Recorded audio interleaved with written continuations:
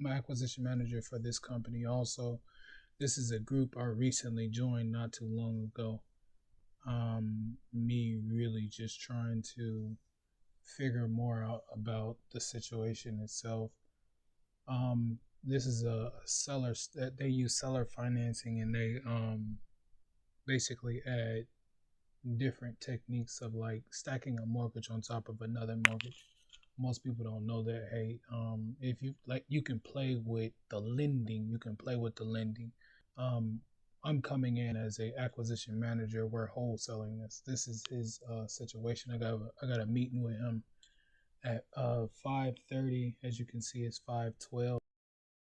We're both our property. It's a multi-family property. Here's the income sheet. Here's the income sheet.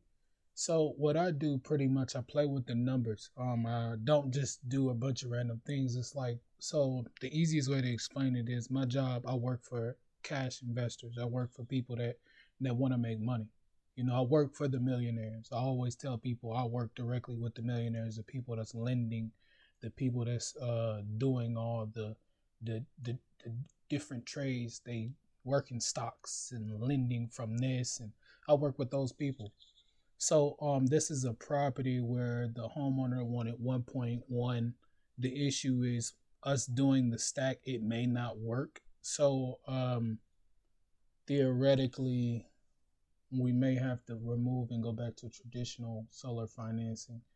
The stack, in a simple way, is we're taking a debt coverage service ratio loan and putting it on top of a seller finance mortgage.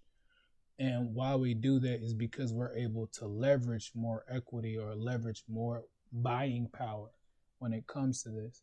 So that means we're able to give the homeowner a larger down payment. The situation is, so this is what let's see which one this is. Okay, so this is what he gave me. This is the agent. This is what the agent gave me. And the numbers didn't work for us. I can't go over. There you go. The numbers, it didn't work for us. So when you look at the numbers, the annual and monthly, we're negative. We're negative that because the numbers, they just don't work. So what I did specifically, this is what I did. I came in structured it like this.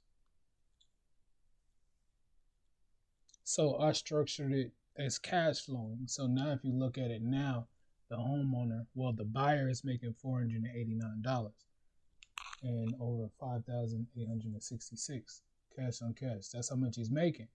Now we can address this more. The issue is the more we adjust it, that purchase price has to come down, and that's the issue. That's why I wanted to talk to him before I do anything. I wanted to let him know, you know, this is the situation. What you think? Because there may be another way that that we should structure it. Again, we may have to switch back over to a traditional seller finance. It just depends, because the issue is, so we have that DSCR loan right here, and that's what's giving us a lot more buying power. So this is the meeting I scheduled with him right now. So as you can see, junior acquisition manager, bro. We bossed up. We making moves. You know, I'm always making moves. I'm always bossed up. This is what I do on a daily basis, man. We shop in real estate, man. Like, check in, tap in, bro, tap in. We shop in real estate. Again, I work for the rich people. Or, you know, I work for the people that's, you know, they trying to make money on top of their money. You know what I mean? They making moves. I love them people. Yeah. So I got it all pulled up right here.